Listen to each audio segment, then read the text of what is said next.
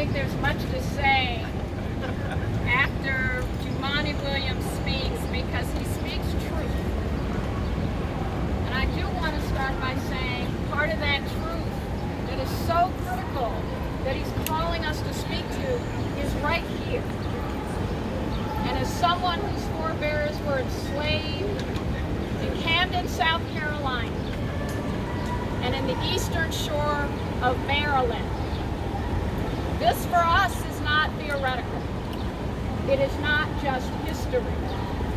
It is also a reality that we have never confronted in this country. And just as we see Congress grappling with a bill on reparations, we are a city that, just as our public advocate Jumaane Williams has said, has consistently been offered the opportunity to confront that right here in New York City, and unfortunately, with a few exceptions, has largely turned and looked away. And if we are very honest with one another, we recognize that we recover from every crisis because we are New Yorkers. We come together.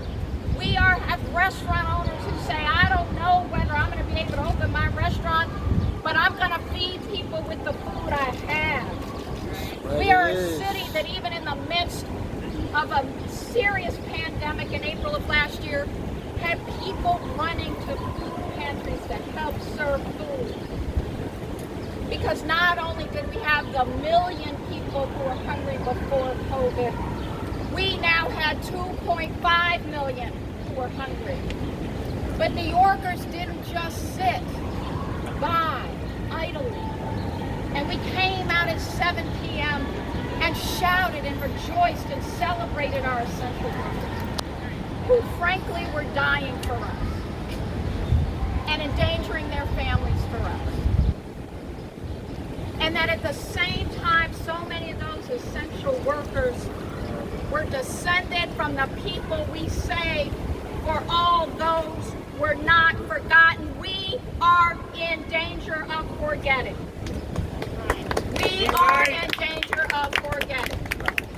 That's right, never forget. And I am talking about essential workers that of course include our nurses and our home health aides. 1199 SEIU, NYSNA, all of our folks, not just union and non-union, that recognizes our folks who have so much to give us that we have for too long ignored, like our people with disabilities who have every ability, by the way, to work remotely and get it done, and yet have some of the highest unemployment rates in this city despite what we know our people can offer. And as we know, and as I just heard our public advocate Jumaane Williams remind us, that when we said that Breonna Floyd was right when she said her father's murder changed the world, it only changes if we do. It only changes if we do.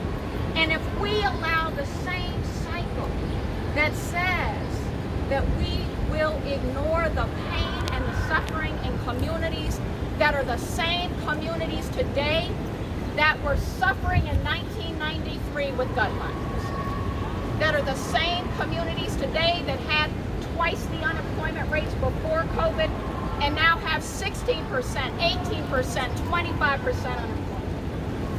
That the same communities that suffer from mental health issues and have never gotten the services they deserve, instead get told, we've got a facility for you if you have psychiatric issues.